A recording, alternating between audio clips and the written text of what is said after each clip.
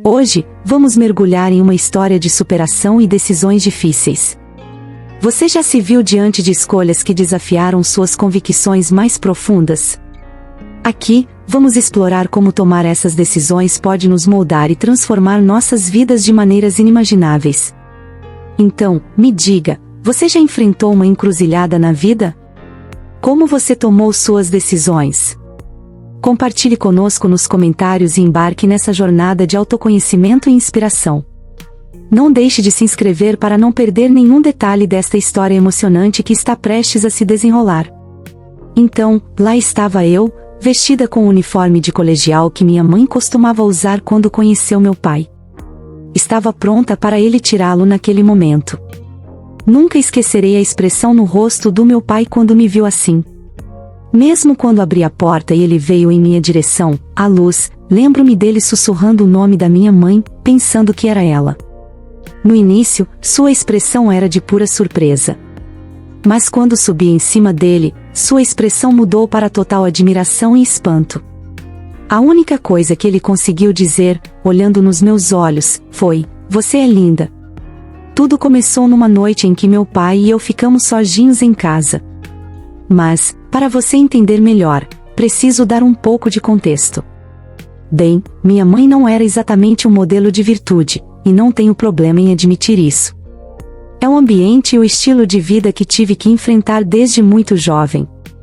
Desde cedo, sabia que o mundo não era um lugar de maravilhas. Venho de uma família muito pobre na qual minha mãe teve que viver e ganhar a vida dormindo com homens para colocar um pedaço de pão na boca enquanto meu pai trabalhava coletando lixo.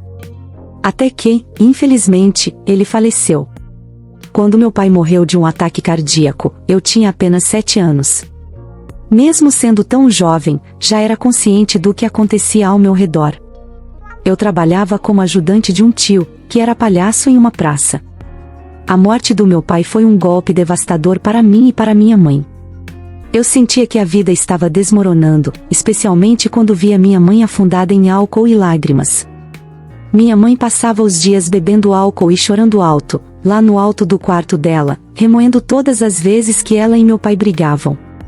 No começo, eu não entendia muito bem o que se passava na mente dela, mas à medida que fui crescendo, percebi que minha mãe tinha enfrentado uma gravidez indesejada, e sua família a abandonou por minha causa. Embora isso tenha sido doloroso para uma menina, eu só pude aceitar e seguir em frente, pois lágrimas não eram servidas nas refeições em nossa casa. Quando cheguei aos 20 anos, já tinha uma mentalidade de adulto. Minha mãe, que mal tinha 34 anos, parecia uma mulher de pelo menos 50. Durante meus 20 anos de vida, contei pelo menos uns 90 ou 100 namorados formais dela. Ela ganhava algum dinheiro com eles, mesmo estando exausta pelo consumo de substâncias e álcool. Na juventude, ela fora bastante bonita, pelo menos para os padrões do nosso bairro. Há um ano, minha mãe reencontrou um homem chamado José, que para mim parecia um anjo caído do céu. José, da mesma idade que minha mãe, estudou com ela na escola e sempre foi apaixonado por ela, até que ela engravidou e a vida deles tomou um rumo diferente. O que é notável aqui é que José, apesar de tudo, não deixou de nos visitar de vez em quando, trazendo comida para nós e cortejando minha mãe de maneira pura e sincera. Sendo um homem muito bem comportado e bonito, José era bastante religioso, o que explicava sua generosa bondade para com uma mulher tão desafiadora. Destaco a palavra desafiadora porque, desde que meu pai morreu, ela se empenhou em tornar minha vida um inferno. Esse inferno variava de espancamentos e abusos de todos os tipos, tanto mentais quanto físicos, até sociais, humilhando-me na frente dos meus amigos do bairro. Não estou buscando elogios ou autopiedade, mas apesar de ter sido criado em um ambiente tão difícil desde jovem, sempre mantive o rumo certo. Ao longo do caminho do trabalho honesto, a tal ponto que, aos meus 20 e poucos anos, consegui economizar uma pequena quantia em dinheiro, que nunca esquecerei esse dia na minha vida. Guardei debaixo da cama e depois descobri que minha mãe tinha usado para ficar bêbada. Mas isso não foi o pior de tudo, porque o momento em que bati na minha mãe pela primeira vez foi quando ela me enganou para me oferecer um quarto de hotel e um homem em troca de dinheiro. Nunca esquecerei daquele dia em que minha própria mãe me usou como objeto. Por isso e muitas outras coisas que não me arrependo e nunca me arrependerei de ter feito com ela o que fiz. Passaram-se 4 longos anos desde que minha mãe começou seu relacionamento com José, algo que me surpreendeu. Embora naquela época eu não sentisse atração por ele, a verdade é que, nas vezes em que ele nos visitava, não podia deixar de notar sua imponente presença, um verdadeiro monumento de homem. O triste e lamentável é que, apesar de José ter tentado convencer minha mãe ao longo de todos esses anos a ir morar com ele e conhecer sua família, minha mãe, como muitos pobres, tinha uma afinidade pela conformidade e preferia permanecer na pobreza. Ela era o tipo de pessoa que se acostumou a viver em condições precárias e isso a fazia sentir-se bem, segura. Por minha parte, não pude deixar de invejar internamente o fato de Deus ter enviado uma oportunidade tão significativa para uma mulher tão resignada. Em resumo, ao longo daquele primeiro ano, José e eu conversamos muito e sempre fui tratada como sua filha. Ele costumava me chamar pelo meu nome, mas caso contrário, me chamava de filha o tempo todo. No entanto, no fundo, eu sabia que ele tinha um carinho especial por mim.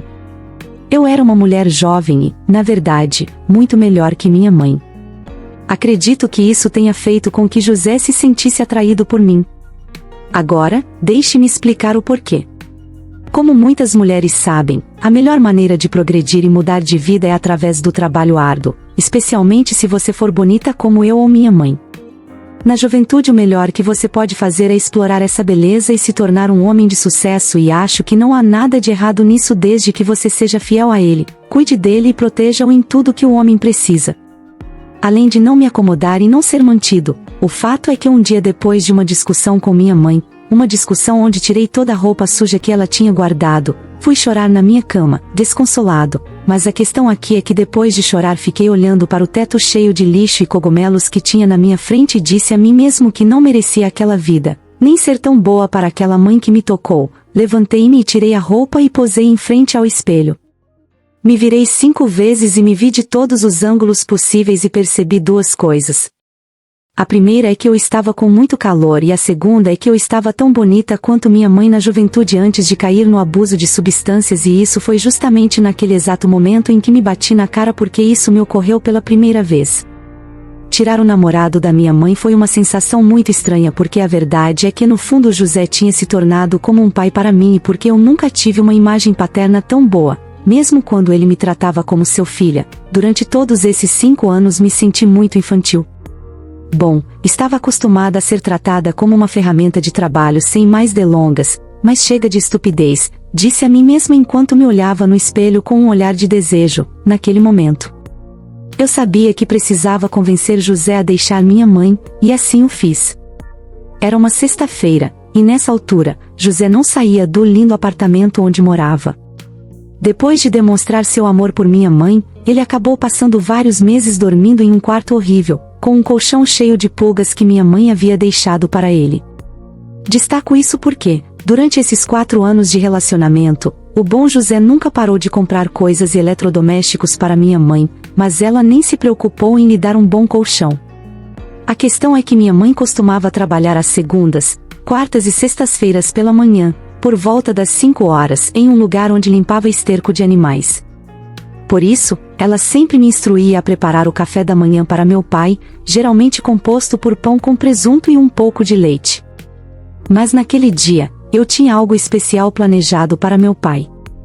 Entrei no quarto da minha mãe e peguei as roupas de colegial que ela costumava usar nos tempos de escola.